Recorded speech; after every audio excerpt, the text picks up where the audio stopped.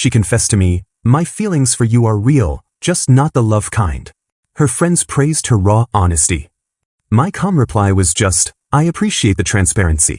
What I didn't tell her was that I'd been planning to propose in 3 weeks, and that single sentence had just saved me from making the biggest mistake of my life. Sometimes the universe protects you in the most unexpected ways. I was reviewing quarterly reports in our shared home office on a Tuesday evening when Amber interrupted my work with what was clearly a rehearsed speech about having real feelings, but not the love kind. I'm a financial consultant, so I process information with the same analytical precision I use for client portfolios, and her words hit me like a comprehensive audit revealing massive structural problems. "Tyler, I need to be completely honest with you about something," she began, standing in the doorway like she was delivering a presentation to the board. "My feelings for you are absolutely real and deep, just not the romantic love kind. I care about you more than almost anyone in my life, but I've realized I'm not in love with you the way you deserve." I looked up from my spreadsheets, watching her face as she continued. "I think we have something beautiful and authentic, but I need to be transparent about what I can actually offer emotionally." The word, transparent, struck me as particularly ironic, considering she'd been living in our downtown loft for 2 years while I paid most of the rent, planned our future, and apparently fell in love alone. "I appreciate the transparency," I replied, returning to my computer screen and continuing to input data like she just informed me about a schedule change rather than dismantling our entire relationship. She stood there for another moment, clearly expecting emotional chaos, tears, begging, or at least some kind of dramatic reaction to her brave declaration. Instead, she received a businessman's acknowledgement of updated terms and conditions. "That's it?" she asked, voice rising slightly. "You're not going to say anything else? What would you like me to say?" I asked, genuinely curious while continuing to work on my financial projections. "I appreciate you clarifying the parameters of our relationship. It's helpful information." The confusion on her face was almost amusing. She'd clearly prepared for a much more dramatic scene, probably involving me pleading for her to reconsider or trying to convince her that what we had was special. Instead, I was treating her emotional revelation like a policy update from corporate headquarters. She left the office looking unsettled, immediately calling her book club friends who would later celebrate her emotional maturity and authentic communication, completely unaware that I was already mentally restructuring our entire relationship framework. The man who used to bring her specialty coffee from the downtown cafe every morning and plan surprise weekend getaways was now calculating the exact moment our romantic contract had expired and what that meant for every aspect of our shared domestic economy. I finished my reports that night with unusual focus, my mind surprisingly clear as I began implementing what I would privately call Friend Protocol Alpha. I implemented Friend Protocol Alpha with the systematic precision of a corporate restructuring, treating Amber exactly as I would treat my college buddy Marcus or my sister's friend Kelly. Gone were the morning smoothies I used to make with expensive organic ingredients from the farmer's market, replaced by me making only my own breakfast and washing only my own dishes while she stood in the kitchen looking confused about the sudden absence of her usual acai bowl with imported honey. "Are you not making smoothies anymore?" she asked on the 3rd morning, watching me prepare my simple coffee and toast. "I'm making my smoothie," I replied, gesturing to my single serving. "You're welcome to use the blender after I'm done." The look of bewilderment on her face was almost comical, like she couldn't comprehend why her breakfast service had been discontinued. When Amber's luxury BMW started making concerning engine noises the following weekend, she approached me with the same expectation she'd had for the past 2 years. "Tyler, my car's making that weird sound again. Can you take a look at it this Saturday?" I glanced up from my laptop where I was researching investment portfolios. "You should probably contact your mechanic or AAA. I think your membership covers diagnostic services." "But you always figure out what's wrong with it," she protested, clearly not understanding why I was suddenly unavailable for automotive troubleshooting. "I used to do that when we were in a romantic relationship," I explained matter-of-factly. "Friends don't typically provide free car maintenance. I'm sure any qualified mechanic can help you out." Her favorite artisanal soaps disappeared from our shared bathroom, replaced by generic drugstore brands that I now expected her to contribute to purchasing. The expensive shampoo she loved vanished along with the luxury skincare products I'd been restocking monthly. When she asked about the sudden downgrade in bathroom amenities, I explained that I'd been covering those costs as part of our relationship, but since we were now friends, we should split household expenses more equitably. "I didn't realize you were keeping track of soap expenses," she said, sounding genuinely hurt. "I wasn't keeping track," I replied. "I was just covering them because I thought we were building a future together. Friends typically handle their own personal care products." The shift extended to our entire domestic economy in ways she hadn't anticipated. I stopped picking up her dry cleaning, discontinued her favorite wine subscriptions, and removed her from my Amazon Prime account. When she mentioned wanting to order something online, I suggested she might want to set up her own account since shared delivery benefits seemed more appropriate for couples than friends. Amber initially interpreted these changes as a temporary adjustment period, telling her book club friends that I was processing and would eventually return to normal. She had no idea that I had permanently recalibrated our entire relationship based on her stated parameters, treating her declaration as a binding contract that redefined every aspect of our interaction. The man who used to anticipate her needs and solve her problems before she even asked had transformed into a polite roommate who maintained clear boundaries and expected equal participation in all shared expenses and responsibilities. Amber's birthday arrived 6 weeks after her declaration, and I treated it exactly like any casual friend's birthday, with a simple, "Happy Birthday" text sent at 9:47 a.m. and a $25 gift card to Olive Garden that I picked up during my lunch break. The contrast with previous years was stark and deliberate. Last year, I had orchestrated an elaborate surprise party at the rooftop restaurant where we had our first date, hiring a jazz quartet she loved and flying in her favorite pastry chef from Portland to create a custom cake that cost more than most people's monthly car payments. This year, she received the same level of effort I typically gave to my coworkers' birthdays, polite acknowledgement and a generic gesture that required minimal planning or emotional investment. "Is this really all you're doing for my birthday?" she asked that evening, holding the gift card like it was evidence of some terrible crime. Her voice carried a mixture of disbelief and wounded pride that I found fascinating from an analytical perspective. "I thought maybe we could do dinner somewhere nice, or at least celebrate together somehow." I looked up from my laptop where I was reviewing client portfolios, genuinely surprised by her expectation. "We can definitely grab dinner if you want. Want to split the cost of that new Thai place downtown? I heard their pad Thai is excellent." The expression on her face shifted through several emotions: confusion, hurt, then something approaching panic as the full implications of our redefined relationship hit her. "Split the cost? Tyler, it's my birthday." "Right, which is why I got you the gift card," I replied, gesturing toward the Olive Garden card sitting on our coffee table. "That should cover your portion of dinner pretty much anywhere you want to go." Her book club friends who had praised her emotional honesty proved mysteriously unavailable for actual birthday celebration, leaving her to spend the evening alone while I attended my monthly chess club meeting at the community center. When she had hinted about dinner plans earlier, I had genuinely offered to split the cost of takeout, like roommates do, using her own framework about our redefined relationship status. The irony wasn't lost on me that the same friends who had celebrated her brave declaration of authentic feelings were nowhere to be found when she needed actual emotional support. "I can't believe you're treating me like this," she said when I returned from chess club around 10 p.m., finding her sitting on our couch surrounded by the remnants of a solo dinner she'd ordered from DoorDash. "Like what exactly?" I asked, hanging up my jacket and settling into my reading chair with a financial planning book I'd been working through. "Like I don't matter to you at all anymore." I considered her words carefully, the way I would analyze a complex investment scenario. "That's not accurate, Amber. I'm treating you exactly how you asked to be treated, as someone you have real feelings for, just not the love kind. Friends matter to me, but they don't receive romantic gestures, elaborate celebrations, or financial subsidies. This is what authentic friendship looks like." The stark contrast between this birthday and previous years when I had rented entire venues, coordinated with her family, and spent weeks planning surprise elements finally began to crack her confidence in her decision. She stared at me for a long moment, probably realizing for the first time that her declaration had permanent consequences that extended far beyond just changing the label on our relationship. The woman who had praised herself for emotional maturity was discovering that maturity came with adult responsibilities she hadn't anticipated. The hidden financial infrastructure of our relationship became brutally apparent over the following month when I systematically removed Amber from every shared account, membership, and service that I had been covering as part of our romantic partnership. I started with the health insurance, calmly explaining that my company's premium plan allowed coverage for spouses and dependents, but not for friends who had explicitly clarified their non-romantic feelings. "You're removing me from your health insurance?" she asked, staring at the official notification letter I'd placed on the kitchen counter next to her morning coffee.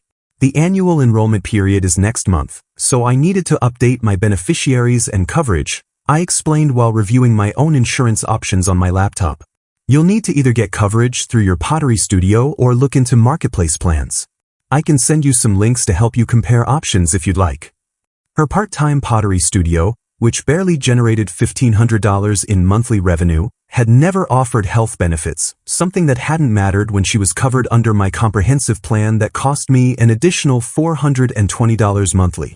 Next came the Costco membership, my Amazon Prime account, and the family cell phone plan that had been saving her nearly $200 each month.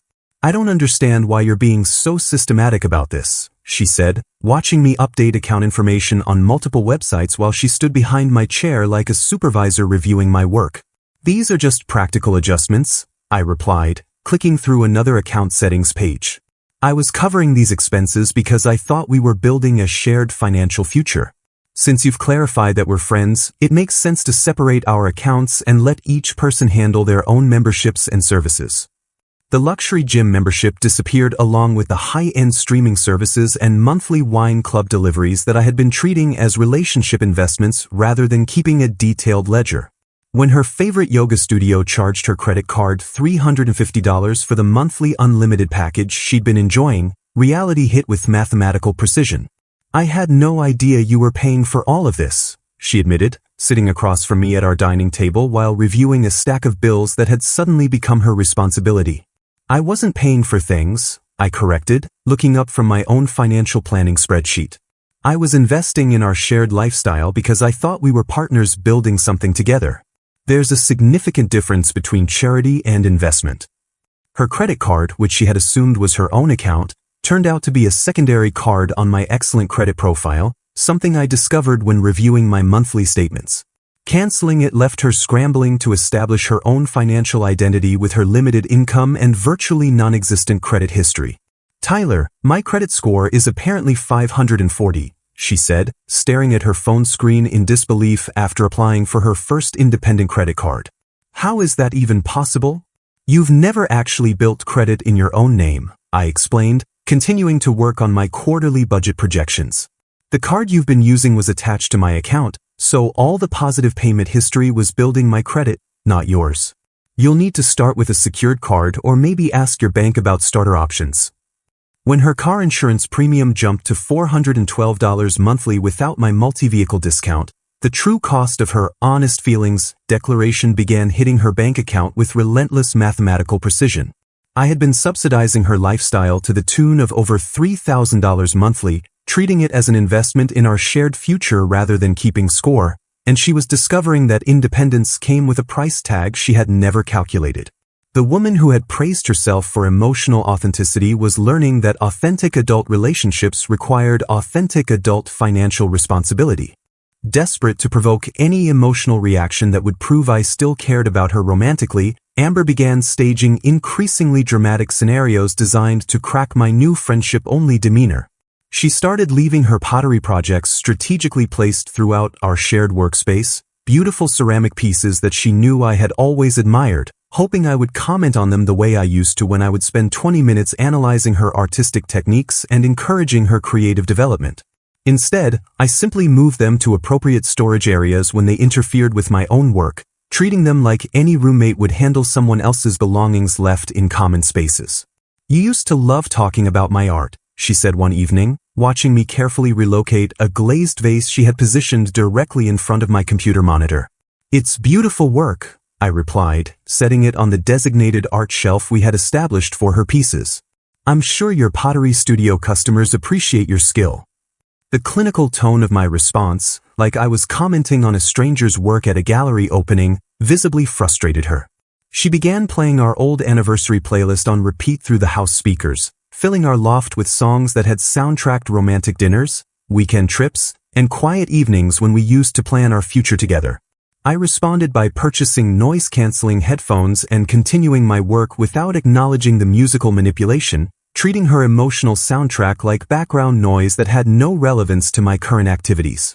Don't you remember what that song means to us? She asked during a particularly obvious attempt when she played the song from our first dance at her sister's wedding. I remember it was playing at Rachel's wedding, I replied, not looking up from my financial reports. Nice song. I should probably get some work done though. When she, accidentally, started wearing my dress shirts around the house, the same ones she used to borrow for lazy Sunday mornings when we would cook breakfast together and read the newspaper in bed, I responded with the practical concern of a responsible roommate. You've got several of my shirts, I mentioned casually while doing laundry. I'll need them back for work this week. Let me know if you need help sorting your clothes from mine. Her attempt at recreating our first date outfit, complete with the blue dress she knew I had always loved and the perfume she had worn that night 2 years ago, resulted in me complimenting her on looking nice for whatever plans you have tonight, before returning to my financial podcasts with the same enthusiasm I would show for a neighbor's dinner preparations. When she broke down crying about feeling lonely and disconnected, claiming that our friendship wasn't providing the emotional support she needed, I responded with the same helpful detachment I would offer to any friend experiencing relationship difficulties. Have you considered joining some local hobby groups? I suggested, pausing my podcast and giving her my full attention the way I would for any friend asking for advice. There's a pottery collective downtown that might be good for networking, and I think the community center has social activities for people looking to expand their social circle. You might also want to consider getting a therapeutic pet if you're feeling isolated.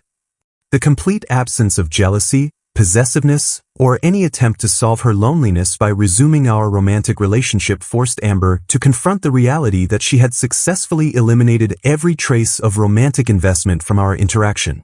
My suggestions were genuinely helpful and delivered with the caring tone of a good friend, but they contained no hint that I saw myself as the solution to her emotional needs or that I was affected by her distress in any personal way. When our downtown loft lease came up for renewal 4 months after Amber's declaration, I calmly announced over breakfast that I had purchased a 1-bedroom condo in the financial district, with closing scheduled for the following month. The news hit her like a financial audit revealing catastrophic losses, her coffee mug freezing halfway to her lips as she processed what this meant for her housing situation. "You bought a place without telling me?" she asked, her voice climbing toward panic as the implications became clear. "Without even discussing it?" I looked up from the real estate documents I was reviewing, genuinely surprised by her reaction. "I mentioned I was looking at condos a few weeks ago when you asked about my weekend plans. I didn't realize you needed updates on my personal financial decisions." The distinction was crucial. I had treated the condo purchase exactly like any major decision that friends might share with each other, mentioning it casually without seeking her input or approval because her opinion was no longer relevant to my housing choices. "But what about our lease here? What about me?" she asked, gesturing around the loft that we had shared for 2 years, where she had assumed we would continue living indefinitely despite having redefined our relationship. "Your name isn't on the lease," I replied, returning to my paperwork. "I've already given the landlord notice that I won't be renewing. You'll need to decide whether you want to take over the lease yourself or find alternative housing. I can provide a reference if you need one for rental applications." Her frantic confession came tumbling out that evening after she had spent the day calculating rental costs and realizing that the loft's $3,000 monthly rent was completely beyond her pottery studio income.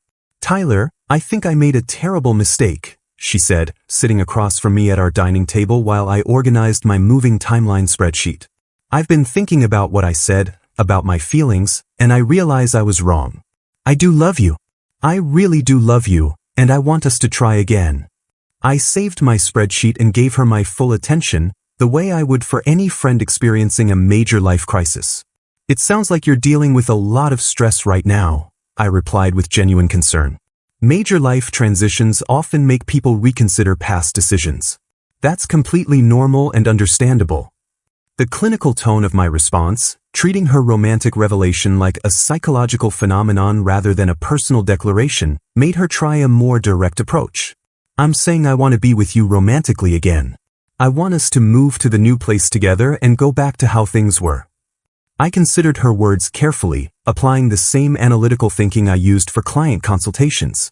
"I appreciate you sharing your feelings, but my capacity for romantic love requires mutual reciprocation from the beginning," I explained patiently.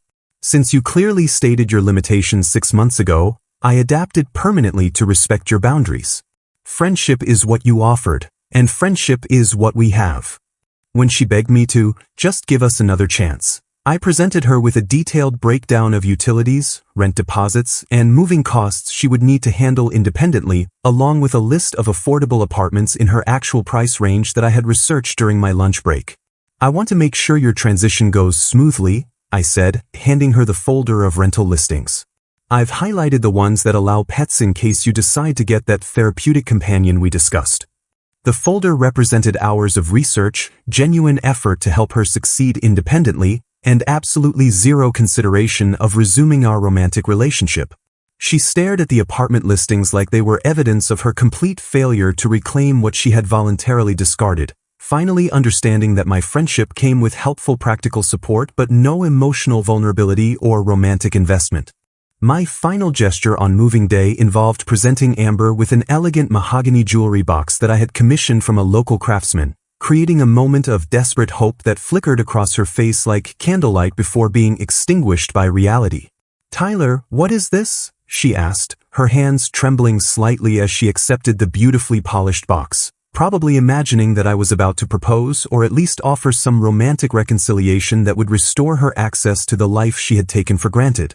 "Just a practical gift to help with your transition," I replied, watching her carefully open the hinged lid to reveal not an engagement ring, but keys to a property management company office along with a lease agreement for a studio apartment I had already secured and paid first month's rent for as what I termed a friendship gesture.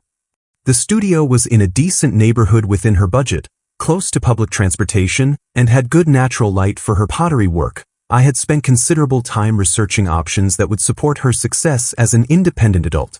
"You found me an apartment?" she asked, her voice barely above a whisper as she examined the lease documents with the same expression someone might wear while receiving a terminal diagnosis. "I wanted to ensure your smooth transition into independent living," I explained with the genuine care of a concerned friend helping someone navigate a difficult life change. "The studio has excellent lighting for your art, and the rent is well within your pottery income range. I've also included contact information for a few local pottery collectives that might help with networking and additional income opportunities." Her face cycled through confusion, gratitude, and crushing disappointment as she realized that I had systematically eliminated every trace of romantic dependency, infrastructure, and future planning from our relationship while maintaining perfect adherence to her stated preferences for friendship-only interaction. The apartment represented thoughtful practical support delivered with the emotional distance of a social worker helping a client achieve housing stability. "This is really it then," she said, watching me load the last of my belongings into my new Tesla Model S, a purchase I had made without consulting her since friends don't make joint financial decisions or seek approval for major life choices. "You're really moving on completely." I paused in my packing to give her my full attention, recognizing that she was processing the finality of our changed relationship. "I moved on 6 months ago when you clarified your feelings," I replied with the patient tone I would use to explain basic financial concepts to a confused client. "I've been respecting your boundaries ever since, treating you exactly as you asked to be treated, as someone you have real feelings for, just not the love kind." The irony of her situation became crystal clear in that moment. She had successfully achieved exactly what she had requested, a relationship with someone who wasn't romantically invested in her emotional well-being, someone who treated her with friendly respect but no passionate attachment or future planning. As I drove away from the loft where we had lived together for 2 years, I reflected on the engagement ring that was now returned to the jeweler, the proposal speech I had been rehearsing, and the European honeymoon I had been secretly planning before her declaration of emotional limitations had saved me from making a catastrophic investment in someone who saw me as convenient rather than essential. The fund I had earmarked for our wedding was now financing my solo trip to Japan, where I planned to spend 3 weeks exploring financial markets, learning about investment strategies, and enjoying the company of people who appreciated my presence rather than merely tolerating it in exchange for lifestyle subsidies. 6 months later, mutual friends would tell me that Amber had moved back with her parents after struggling to maintain her independent lifestyle, that she frequently mentioned our relationship as the best thing she had ever lost, and that she had finally understood the difference between having someone who loved her and having someone who simply enjoyed her company while she happened to be around.